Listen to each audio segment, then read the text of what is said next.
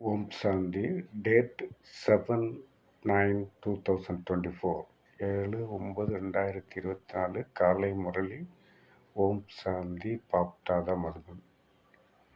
இன்றைய முரளியில் பகவான் குழந்தைகளை பார்த்து, இனிமையான குழந்தைகளே, ஞானத்தின் மூன்றாவது கண் சதா திறந்திருந்தால் மகிழ்ச்சியில் மெய் சிலிர்த்து போகும்.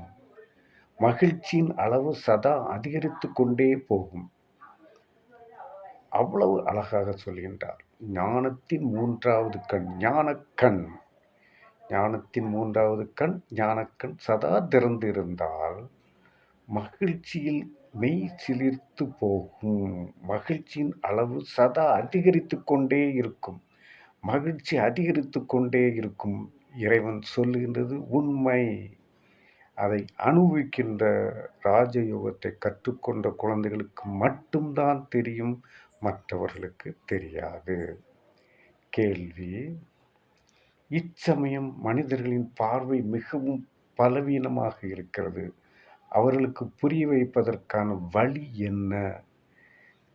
மனிதர்களின் பார்வை மிகவும் பலவீனமானதாக இருக்கிறது.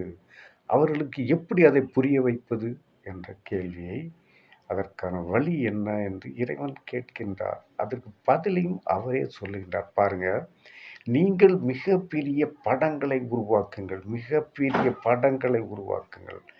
அதை அவர்கள் தூரத்திலிருந்து பார்த்து புரிந்து கொள்ளலாம் என இறைவன் கூறுகிறார். இந்த நாடக சக்கரத்தின் படம் மிக பெரிதாக இருக்க வேண்டும். இது நாடகம். நாம் இப்போது நடிக்கின்ற நாடகம்தான் நமது வாழ்க்கை. நமது வாழ்க்கை என்பது நாடகம். இந்த நாடகத்தில் நடிக்க வந்திருக்கின்றோம். இந்த நாடக சக்கரத்தின் படம் மிக பெரிதாக இருக்க வேண்டும்.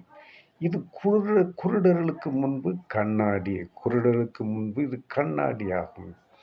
2 கேள்வி இந்த முரளியில், 2 கேள்வி. அடுத்த கேள்வி பாருங்க.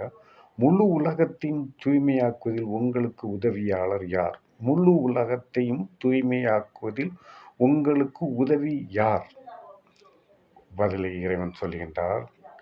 இந்த இயற்கை சீற்றங்கள் உங்களுக்கு உதவியாளராக இருக்கின்றது. எப்படி சொல்றார் பாருங்க. இந்த இயற்கை சீற்றங்கள் உங்களுக்கு உதவியாளராக இருக்கின்றது. இந்த எல்லையற்ற உலகத்தை தூய்மைப்படுத்துவதற்கு நிச்சயமாக உங்களுக்கு யாராவது உதவியாளர் வேண்டும்னு பகவான் சொல்கின்றார்.